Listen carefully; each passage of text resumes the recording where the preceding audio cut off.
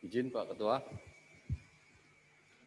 Dari apa data yang sudah kita kumpulkan, kita bisa ketahui bahwa pada tanggal 9 Januari pesawat Boeing 737-500 berangkat dari Bandar Udara Internasional Soekarno-Hatta Jakarta dengan tujuan Bandar Udara Supadio Pontianak pada pukul 14.36 dengan nomor penerbangan SJ182. Penerbangan ini diawaki oleh 2 pilot, 4 awak kabin, dan 56 penumpang. Setelah tinggal landas, pesawat ini mengikuti jalur keberangkatan yang sudah ditentukan, yaitu diberi nama Abasa 2 Delta. Jadi mengikuti jalur keberangkatan Abasa 2 Delta.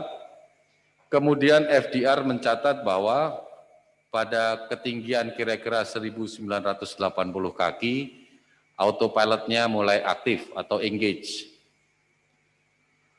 Pesawat terus naik dan pada ketinggian kira-kira 8.150 kaki, throttle atau tuas pengatur tenaga mesin sebelah kiri bergerak mundur dan tenaga mesin atau putaran mesin juga ikut berkurang, sedangkan mesin sebelah kanan tetap. Pada pukul 14.3851 karena kondisi cuaca, pilot meminta kepada pengatur lalu lintas udara atau ATC, Air Traffic Controller, untuk berbelok ke arah 75 derajat dan diizinkan. Perubahan arah ini diperkirakan oleh Air Traffic Controller akan membuat pesawat SJ182 akan bertemu dengan pesawat lain yang berangkat dari landas pacu 25L atau Soekarno-Hatta landasan selatan, sedangkan SJ182 berangkat dari landasan utara. Kedua pesawat ini memiliki tujuan yang sama, yaitu Pontianak. Karena diperkirakan akan berpapasan, maka SJ182 diminta untuk berhenti naik di ketinggian 11.000 kaki. Pukul 14.3947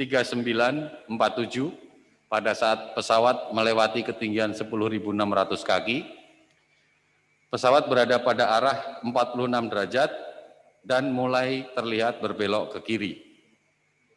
Tuas pengatur tenaga mesin sebelah kiri kembali bergerak mundur, sedangkan yang kanan masih tetap, atau throttle kiri bergerak mundur, throttle kanan tetap. Air Traffic Controller memberi instruksi kepada pilot SJ182 untuk naik ke ketinggian 13.000 kaki dan dijawab oleh pilot pada jam 14.3959. Ini adalah komunikasi terakhir yang terekam di rekaman komunikasi pilot ATC di Bandara Soekarno-Hatta. Pukul 14.40.05 FDR merekam atau flight data recorder merekam ketinggian tertinggi pesawat yaitu 10.900 kaki. Setelah ketinggian ini pesawat mulai turun, autopilotnya tidak aktif atau disengage. Arah pesawat pada saat itu adalah 16 derajat. Sikap pesawat, hidungnya pada posisi naik atau pitch up, dan pesawat mulai miring ke kiri atau roll ke kiri. Tuas pengatur tenaga mesin sebelah kiri kembali berkurang, sedangkan yang kanan tetap. Pukul 14.40.10, flight data recorder mencatat auto throttle tidak aktif atau disengage. Sikap pesawat menunduk atau pitching down. 20 detik kemudian, flight data recorder berhenti merekam.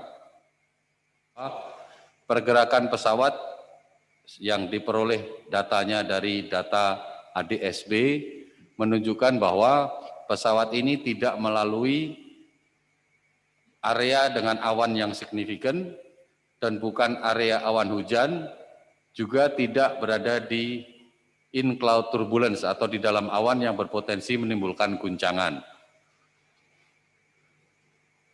Dari data perawatan pesawat kami peroleh bahwa ada 2 kerusakan yang ditunda perbaikannya atau disebut dengan deferred maintenance item. Terkait item yang masuk dalam deferred maintenance item ini, yang pertama tanggal 25 Desember ditemukan bahwa petunjuk kecepatan atau mach indicator, mach airspeed indicator sebelah kanan rusak. Jadi petunjuk kecepatannya berfungsi hanya setelah ketinggian tertentu, penunjuk kecepatan tidak lagi menggunakan knots, tetapi berubah menjadi mach number atau berapa kali dari kecepatan suara. Nah, penunjuk mach number ini yang tidak berfungsi di instrumennya Copilot. Perbaikan dilakukan dan belum berhasil, kemudian masuk ke dalam daftar Deferred Maintenance Item atau DMI, kategori C. Sesuai dengan MEL, ini masuk kategori C yang artinya perbaikan boleh ditunda sampai dengan 10 hari. Pada tanggal 4 Januari, indikator kecepatan ini diganti dan hasilnya bagus sehingga DMI ditutup.